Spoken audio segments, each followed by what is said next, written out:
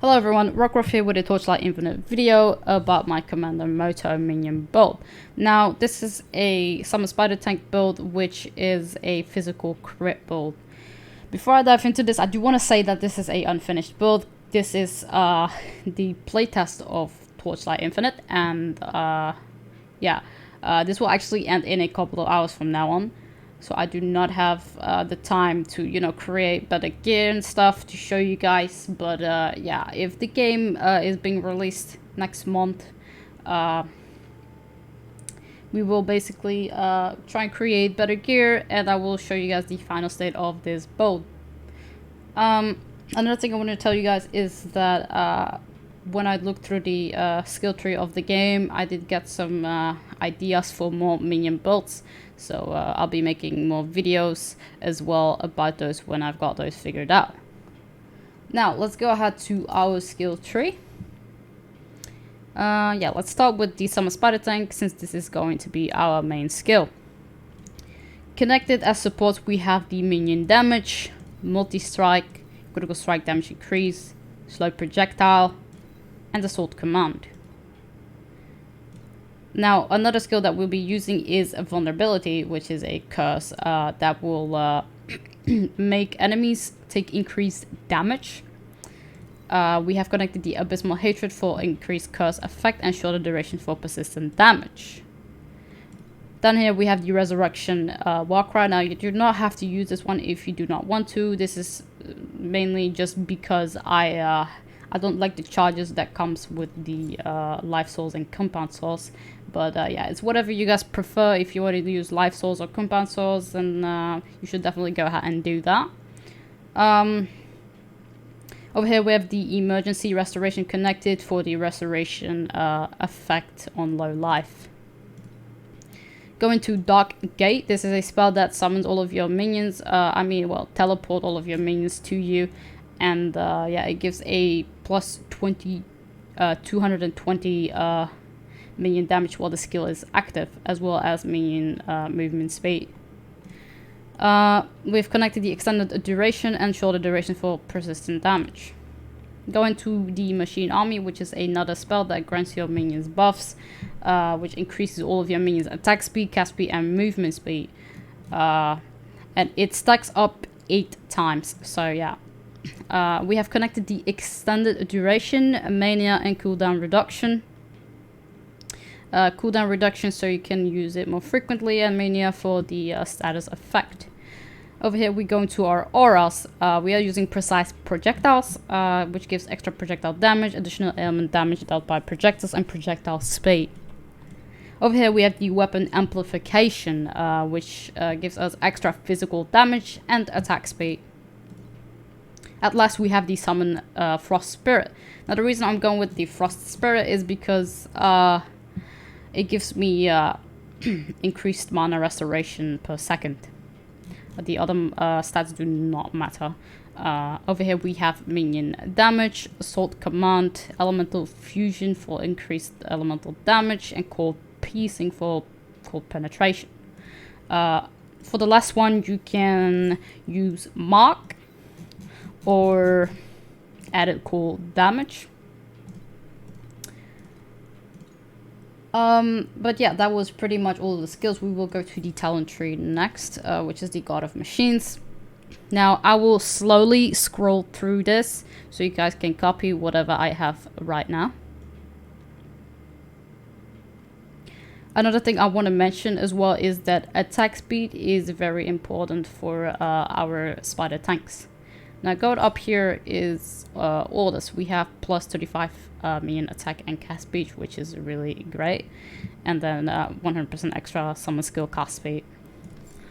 Next to it, we have the Mighty God, plus 2 minion skill level and minus 25% minion aggressiveness.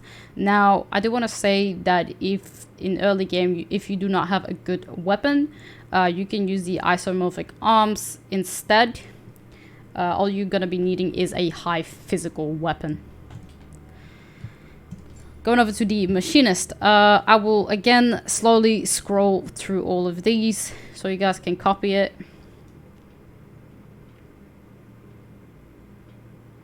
Alright, now going up here, we have boss selected, which gives us a +1 maximum synthetic troop quantity. Now, that will allow us to summon another spider tank. And also, it will give us a +50% synthetic troop duration, which will make our minions last longer.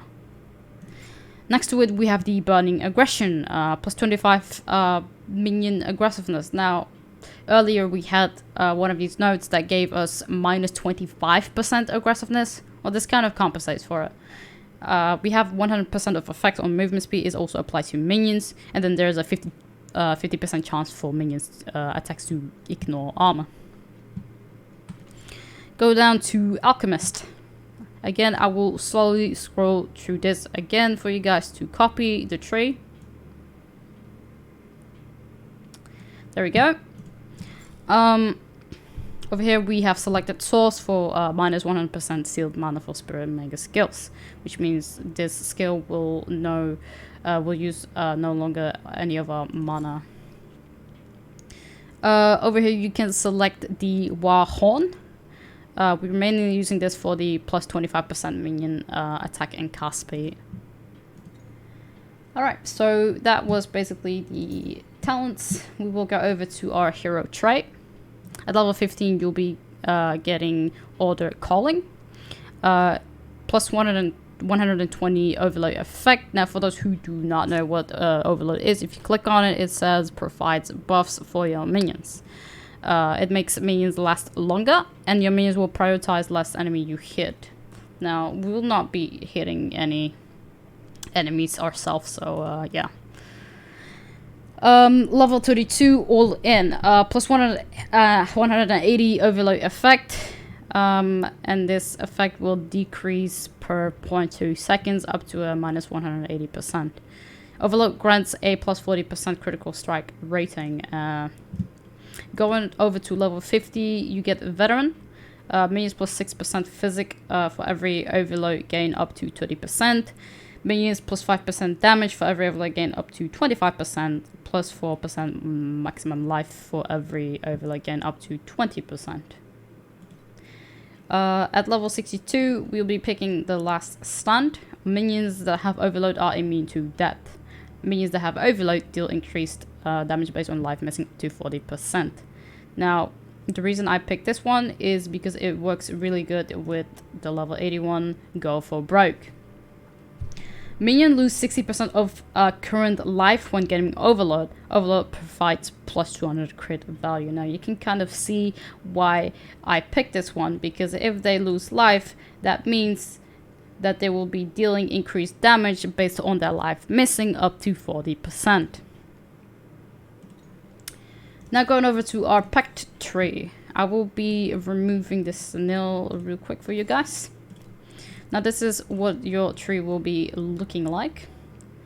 So yeah, we're obviously gonna be picking all of the minion damage nodes from the offense inner ring, middle ring, and the outer ring. Then down here we have drops. Now obviously this game is all about drops, so this is also very nice to have.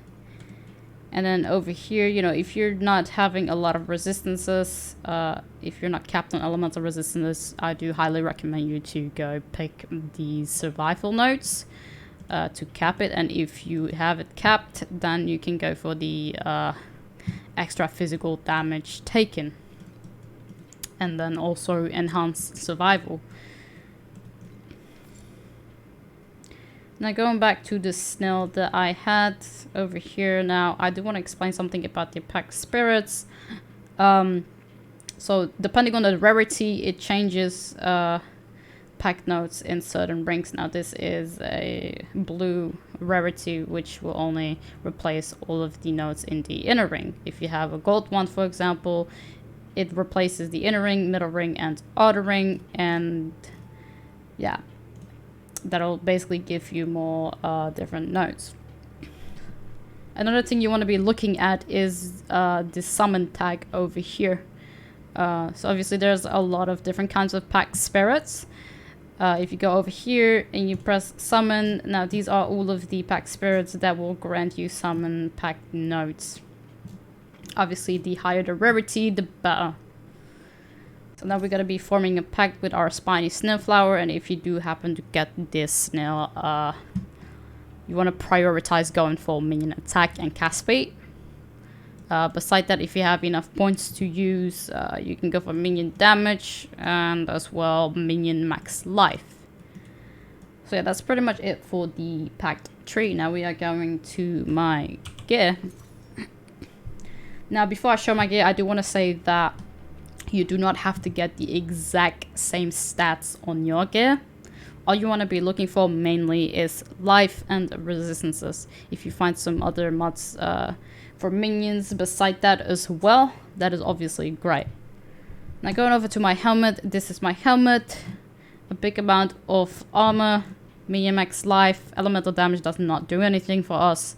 I've enchanted it with minion damage, cold res, aeration resistance and fire resistance, which is obviously, you know, a pretty good helmet. Next up we have the chest, which gives us a chance to block, a bunch of armor, minion damage, max life for ourselves, minion max life, resistances and skill area does not matter. Then we have my amulet. Now you do not have to get this amulet.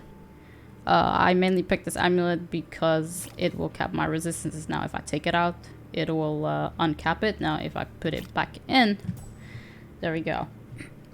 If you find another amulet instead, you should definitely go ahead and use that. You do not have to use this. All you want to be looking for in an amulet is resistances and life, and if you can, maybe minion cast bait or something like that.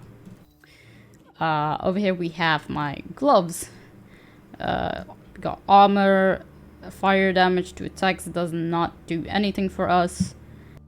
Then we got life and resistances, which is a pretty decent pair of gloves. Then we got my belt. Now you do not need this precise projectiles aura. This is a corroded mod, so it's I think it's pretty hard to get. But yeah, just pretend that this is not here. All you gotta be needing is minion damage and resistance and life. Since I do not have any life, you know, just pretend there's life here. Over here, these are my boots. Now, what you want to be looking for in boots is movement speed. Now, as you can see, movement speed is a post fix, which means that will only leave me with one open post fix for a resistance. So, of course, you want to have a lot of movement speed, at least one resistance, and some life. Alright, now my rings. So this is basically a decent ring to use. Now, what the ring you want to be looking for is this over here. It basically has the same kind of stats, except for it has minion damage as well. My weapon. Now, I'm currently using this one because of all the minion damage and other minion mods it has. Chance for minions to deal double damage, which is great. Cooldown recovery is not necessary. And then there's minion movement speed, attack speed, and cast speed. Now, in replacement, I do have another weapon for you guys. Over here, this is the interlocking sword, which is a legendary item. Now, let's take a good look at this hammer. It gives minion damage, strength and intelligence, more minion damage, minion maximum life, minion duration, consumes 5% maximum life when using minion skills. And yeah, minion life regeneration per second. Now at last we have my shield. There's nothing special about this shield, honestly. All you want to be looking for is some life resistance and block. I was planning on making a better shield, but I haven't gotten to that, unfortunately. But yeah, as I said, I will post a new video when I can, when I get to the end game state. Anyway, another thing I do want to say is that you do not have to be looking for a wand. You can look for a hammer, you know, anything that has minion damage on your weapon. But yeah, also another shield that you can use instead of my current shield, which is very similar, honestly. This is the last standard legendary shield. It gives armor, max life, maximum energy shield, attack block chance and percentage block radio per percentage life lost. Now another piece of gear that I wanted to show you guys is this claw over here. Now as I was saying, you can go ahead into your talent tree over here, the isomorphic arms. Yeah, if you select this node and you have that claw, that is obviously great. That claw is really good. It has high physical damage, and it allows you to it allows your minions to hit enemies with what was it called, vulnerability. Let's go to my bag. But yeah, it also has a chance to cast corruption instead, or elemental destruction curse. So it has 3 curses to pick between. But despite that, this is a very nice claw to use for that talent node. Now, let's go ahead to my info. I'll show you guys my my character info. Here are my resistances. Going on to the third page, some more detailed information. Almost at 20,000 armor, which is great. Got the 57 block, life restoration and stuff. Going on to the next page, some of my last information over here, and that's pretty much it. Now right now I am standing in a map, and I will show you guys what it's like to play this bow. So we are going to use Dark Gate and Machine Army the most. Whenever you can use those skills, you should definitely use them. And we are using vulnerability for the stronger monsters, such as bosses or rares that are really hard to kill. Over here we have the Resurrection Warcry that we'll be using when we lose a bunch of life.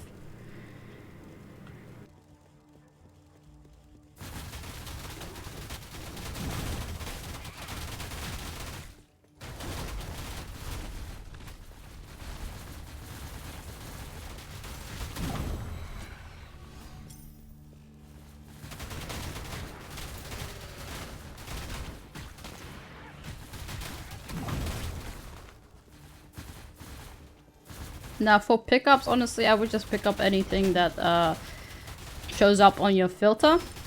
You mainly want to be looking for weapons like wands and hammers, rings, belts. You know, always check those out. You might find something good in there. Also, honestly, I would just pick up anything that shows up in your filter. You might be able to like put it in the trade house and then sell it to someone. So anything can be useful, really.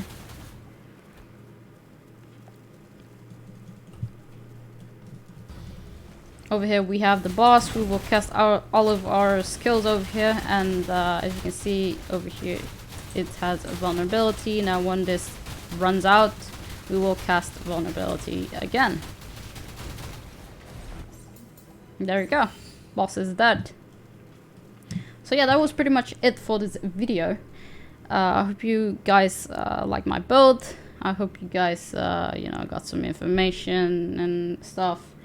And if you have any questions, you can leave a comment down below. I also stream on Twitch, so if you want to hang out there or have any questions for me, you can also ask me on my Twitch stream. I will leave a link of my Twitch in the description. And yeah, I'll see you guys in the next video. Bye bye.